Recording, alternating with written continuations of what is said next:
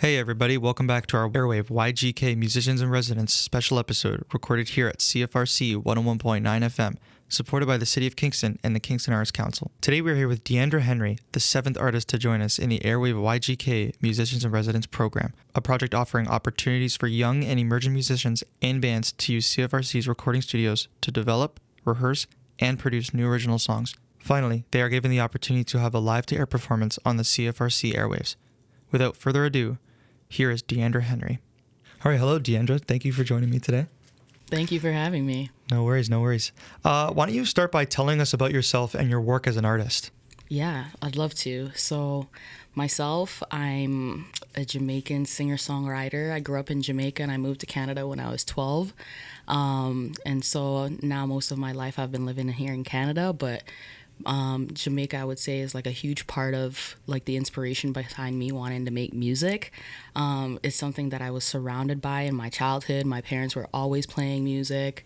And we have one of the most iconic reggae superstars, Bob Marley, which is something that doesn't get lost in conversations when you're growing up in Jamaica. And so my journey, from a little kid, I've always been passionate about playing guitar. And so I'm so grateful that my parents put me in lessons and like gave me an avenue to learn an instrument.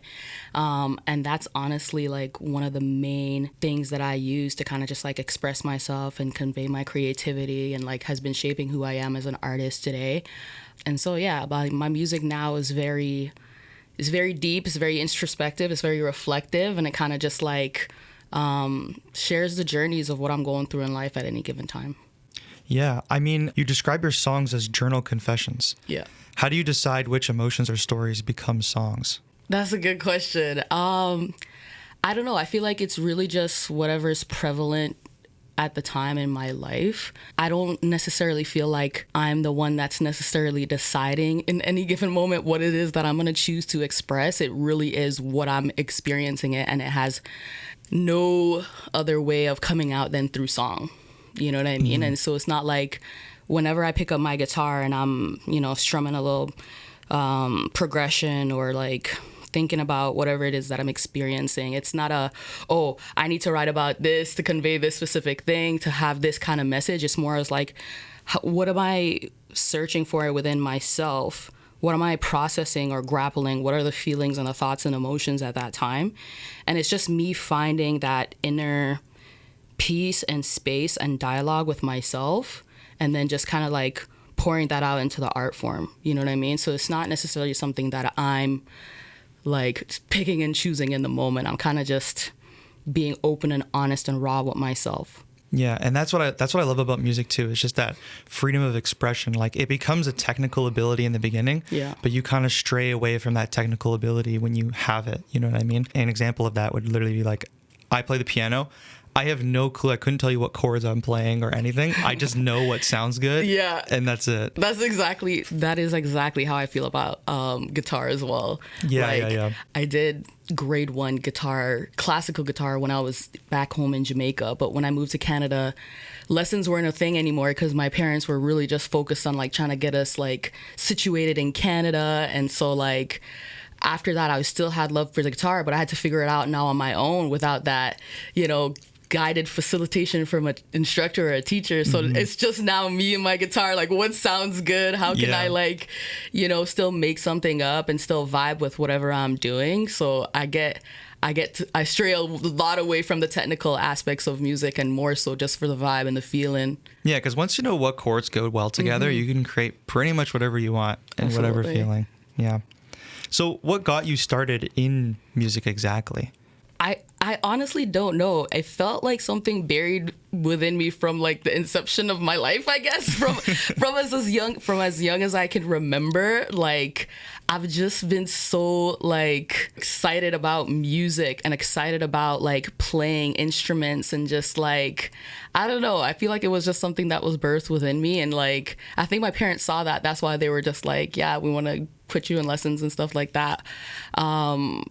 But yeah, it feels like music was one of like that just gifts that I got when I was little. And so I can't even say like, oh, it was this specific thing. It was just felt like, yeah, there's a statue right by the National Stadium in Jamaica where I did swimming lessons all the time, every Saturday morning. And I used to drive by it and I'd see Bob Marley there in his statue with his guitar just immortalized. And I saw it every Saturday morning. I was just like, that right there. Yeah, I don't know I don't even know how my mind registered it as a kid. I just saw it and I was just like, this looks so epic. Like, I could just like imagine how on stage he felt so free and liberated and just like authentic, and like that's the energy that seeing that every Saturday gave me when I was going and doing my swim lessons. Yeah. So who are some of your influences, including local artists and famous artists? Obviously Bob Marley, as we mentioned. Bob Marley. I love reggae, so Coffee, Chronix, Protege. I love pop too, so Rihanna's in there, Beyonce's in there. I love my Corinne Bailey Rae. I really like neo soul, so one of my favorite bands is The Internet. I love a little bit of rap too, but more your eclectic, like Childish Gambino, but your classic J. Cole's, like, also huge influences, and I absolutely love Frank Ocean. So but I also dabble with like indie and pop punk, so like All Time Low. I had a band in high school, and like pop punk was kind of like what we loved to listen to, so to this day, like Simple Plan, like Sum 41, those classic like punk rock type bands. So I don't know, I feel like I have a pretty diverse genre of music that I like to listen to, and I like to feed everything into it when I'm playing. As for local artists, I love Lake Porter. They're one of my good friends. They're just getting started right now with my friend Taryn McKenna, Martina Lake, and Johnny Porter. So they're really, really cool. I don't know if you heard of Atiari as well, one of my good friends that I love collaborating with, really into that R&B and neo soul type vibe. So definitely some people that I love listening to locally here in Kingston. Yeah, that's awesome.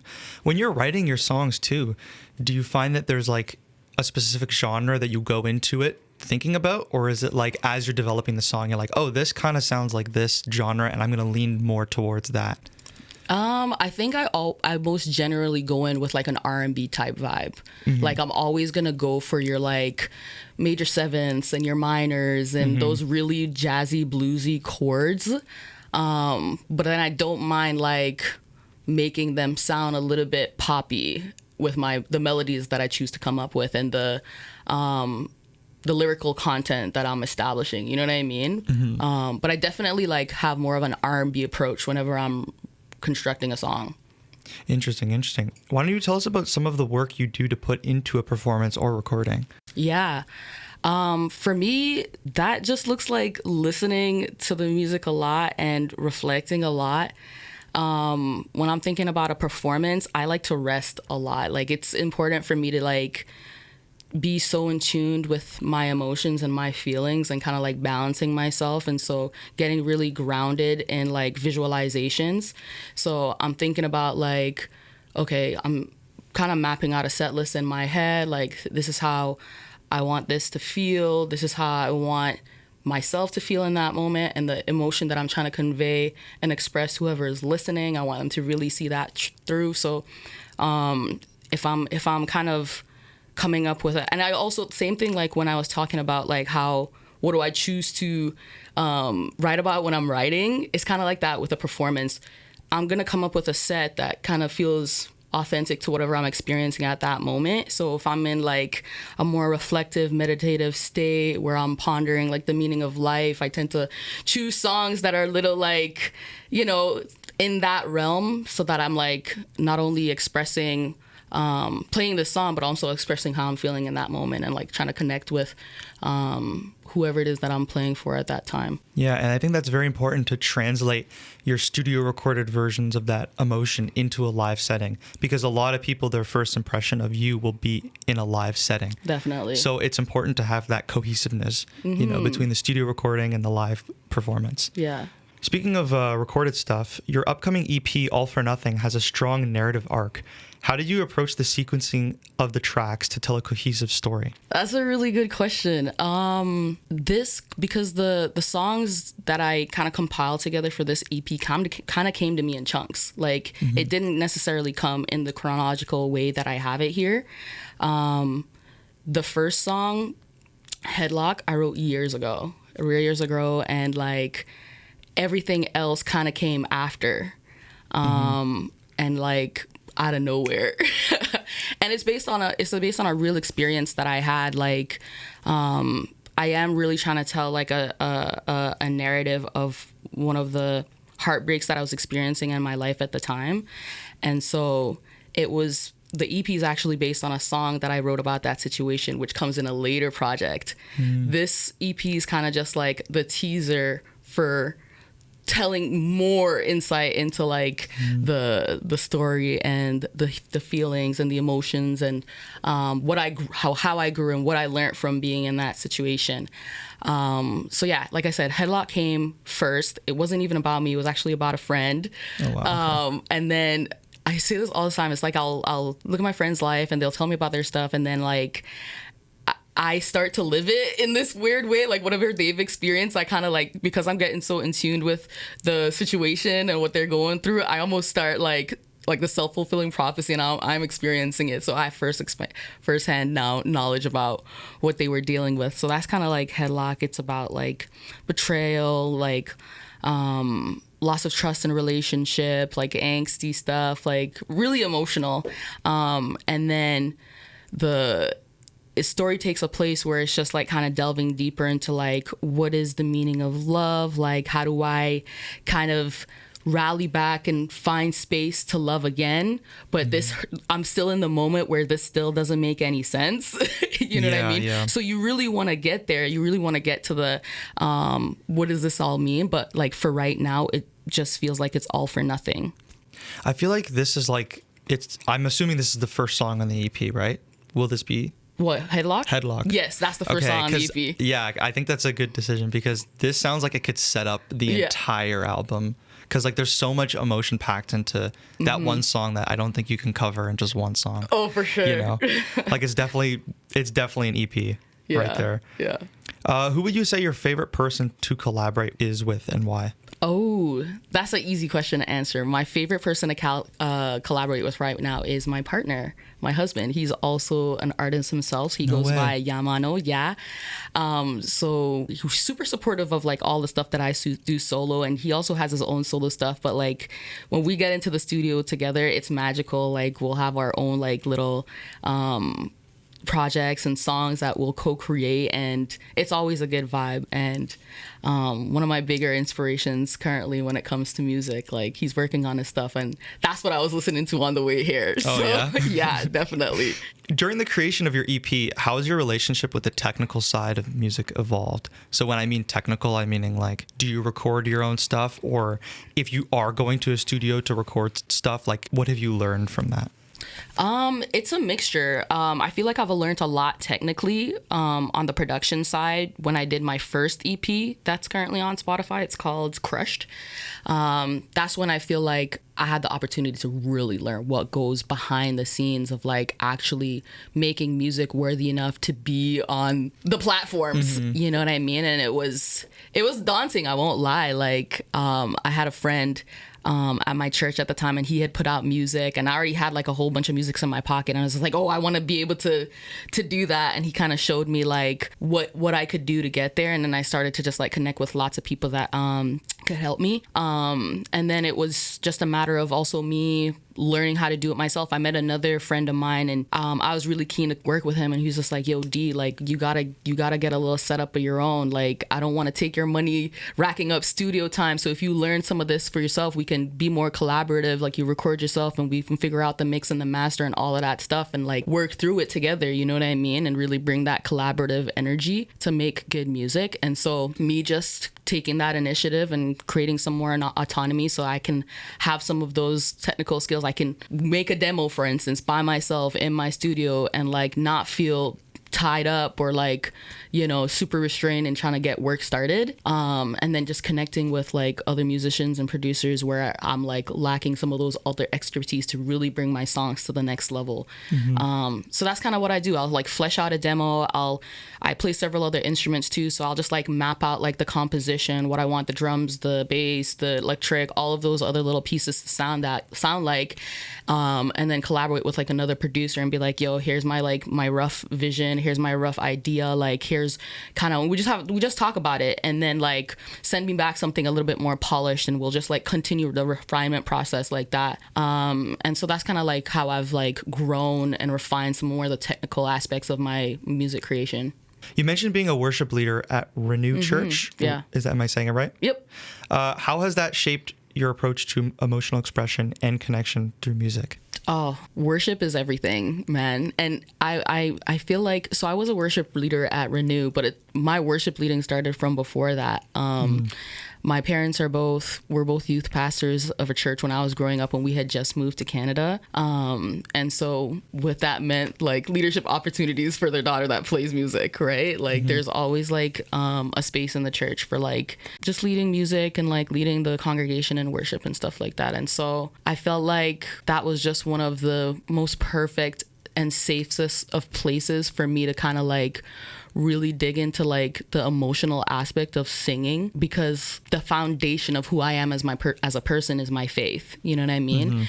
And so I felt like singing to God and glorifying him and worshiping him like is like the most authentic way I can use my gift of music.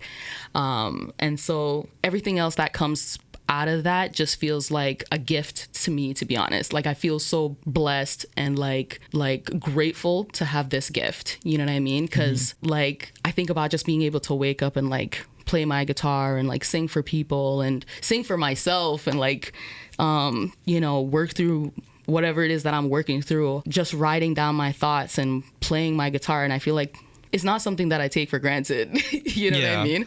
And I feel like when you do, because I'm pretty faithful myself, and you know, when you do start worshiping and like you realize you realize not to take everything for granted, and you kind of stop for a minute and you're like, thank God I woke up today, and thank God I'm able to do this. Even like music and just everything in life in general, like it's just a blessing to be where we are, and do what we do. 100%. I don't take any single, even just right here being in the studio talking to you. This is an experience. I've never done anything like this before, so I'm just like, yeah. You've also mentioned working as a music instructor. How has teaching others changed or deepened your understanding of music?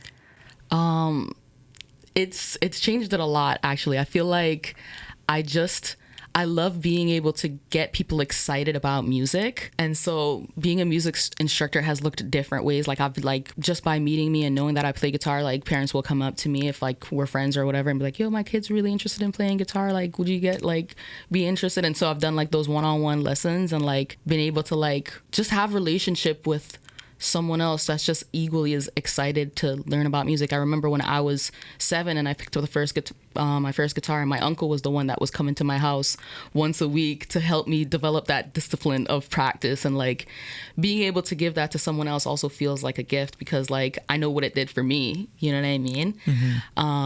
And it extended to even like right after I finished my undergrad, I went back home and like started like a music program at the church that I grew up in. And it was just another way for me to like just share with the community how much joy and hope and peace and like happiness just like engaging and playing with instruments. Like it didn't have to look complicated, didn't have to be perfect, but yeah, people have picked up their instruments that day and like they're still playing them to this day. So I'm glad that I'm able to like bring that influence, and like it means a lot to me. Like it's again, just one of those things that just feels like a blessing and a gift to be able to do. Tell us about some of your in-person performances and favorite memories as a performing artist. I feel like I have a lot. Like I have a lot of moments like worshiping at church that were just like, I don't even know how to describe it. Some completely like just captivating. I don't know really how to describe it. I just felt full of emotion. So there's a couple of encounters and experiences that I've had that I'm just like, when I'm worshiping on a stage, like, wow, just absolutely transcendent. You feel the energy. Oh, like 1,000 times. Like, like I've there's been quite few other times in my life where I've experienced anything other than that, other than like from worshiping and playing music. And then there's just like a lot of other live performances. Like I lived in Peru for a year and surprisingly had the opportunity to bounce around several different like coffee shops and bars and pubs and stuff like that. Like, so that was really, really fun. Like, and I was singing mostly English songs. And so I was quite surprised to see how quickly like this small town rural community in Peru just like embraced me. Like people just kept messaging me on Facebook, just like, Deandra, we saw you at this other place. Would you come to our place and play like a few songs? Yeah, the word of mouth. Yeah, that was one of my favorite experiences, because it was like, I didn't go there for music at all. I went there to literally volunteer at this NGO, and like obviously I'm not leaving my guitar at home, so I bring it, and like everybody that I'm working with, they're like, oh yeah, let's take the guitar to the coffee shop and just like ask them. And like, mind you, everybody in the city is speaking Spanish and we are just learning, but we're piecing together the little bit of Spanish that we have and trying to make connections to see how we can play music out there. So definitely lots of those like performances in Peru were really, really fun. And then I would say like the next best one was when I did a live release party for my first EP. So I had like connected with like a venue, and I said like, hey, I'm trying to just do like a little release listening party for all my friends and family to come. And I got my band together, and we just like, it was a 5-song EP, and I had my sister do a dance and played music, and we had food. And like, again, that was just like another experience that I was really proud of, because like it was the first time I really said like, I'm gonna take the music that's in my pocket, that I've the journal entries that I've written, and like actually share it with the people that I love. So that one was also personal to me. Talk about the music scene in Kingston. What excites you about it, and where do you hope it goes? Yeah, the music scene in Kingston has taken me by surprise. It has, in the best way though. I feel like people here they love music here. They really love music here. Like, I've never been in a situation where I've like played music and people haven't just like fully embraced me, and just like, they're just ready to like embrace music and embrace the feelings and embrace the love. And so I think that says a lot about the people that are here and the community that are here. They're really supportive of artists and musicians, and like to go out there and always feel like I'm being received, and it feels good. It makes me feel like I can come back out and try again. Because if you know anything about music, being a musician, half the time you're just like wondering if your art's any good to share with the world, right? Oh, 100%. And so to go out there and like get that reception all the time, like it's encouraging. Yeah, and it is good to have that encouraging, because that is the hardest thing that some artists struggle with, is just releasing their music. They want to make every single change and do whatever to it, but like, at the end of the day, the song is the song, and you got the energy out, and I think, you got to just trust it. You got to trust it and just release it. But it's hard though. It is so hard. Yeah. Talk about the importance of campus/community radio station in supporting artists like you. I think it's hugely important. I mean, like, especially for me as an independent artist, like, I'm always looking for like where I can have support, you know what I mean? And I think campus radio and community is, like I was saying, like about the Kingston community, like it's just one of those spaces where I feel like I can be supported as an artist, as an independent artist, as that, like, you know what I mean? And like coming alongside the work that they're doing here, supporting them, and then vice versa, you know what I mean? Just like building those connections, building those relationships and those communities to like work together and just like make better music. And so, yeah, I think it's hugely important and like really essential to the experience of artists. Tell us about your upcoming live to air performance at CFRC. What can listeners expect to hear or experience? You can definitely expect to get in your feels. Okay. Definitely. I want this to definitely feel like you're going to be transported into a very intimate conversation about love and the journey of like self-discovery, and, finding different ways to love yourself and experience the human condition in its most rawest state. So I'm not holding back. I'm not holding back at all. Like, I'm going to talk about like betrayal and loneliness and, you know, the emotions that we don't necessarily like to talk about all the time. But I'm hoping that together, like, we can still experience the beauty of it. You know what I mean? I feel like one of my favorite things is just to be transparent and vulnerable and honest and see how we can like build authentic connection through that. And so I'm setting that tone by being open and saying like, let's really connect and like dive deep into the exploration of just like love and self-discovery and all of those things. Yeah, that's awesome. That's a good way to go into it. Will any of the songs on your EP be in the performance? Definitely. All of them will be, actually. Oh, okay. So there all the songs on the All for Nothing EP, there's 5 songs. So like we mentioned, the first one is Headlock. The second one is a song called It's Better Being Lonely. The third song is Should I Call? It's a really like descriptive, like really in the moment, like should I call this person right now? What good can happen from it? And then kind of shifts a little bit now and becomes more like the next song is called Carry On. So now that's where we're really exploring like how can we like actually move on from this situation and grow from it. And then the last song is called Love You See, which again is just kind of discussing the mysteries of love and life and everything that happens in relationships, the good, the bad, the ugly. So that's kind of how it like all comes together. So it'll be those 5 songs that are going to be on the Live to Air performance. Oh, that's awesome. Good to hear. Where can people find you and keep up with the latest news about you, where you're posting your music? Definitely. When you're performing, all that stuff. Where can people find that? You can definitely find that on social media. My preferable one is Instagram. So you'll definitely hear about where I'm playing at. Like I'll always post where I'm playing at, how you can find me, the time and the location. My Instagram handle is at itsla_melody with 3 E's. So if you give that a follow, you can keep up with all of the current things that I got going on, any live shows. Sometimes I'll also just like post YouTube videos of covers or just like snippets of performances that I've done in the past. So it's definitely where you can get real-time updates. And that's also where I'll share when I'm going to be releasing like music to Spotify, because you can find my accounts on Spotify under the name Deandra Henry. Spotify, Apple Music, SoundCloud, YouTube. You can find all my music there under Deandra Henry, and then search me up on Instagram at It's La Melody.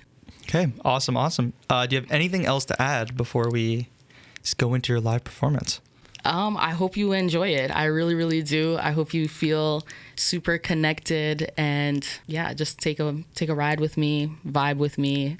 And I really hope you enjoy listening. Okay, awesome. Deandra, thank you so much for joining me today. Thanks, Joseph. All right, and now we're going to go see Deandra Henry perform live here at CFRC 101.9 FM.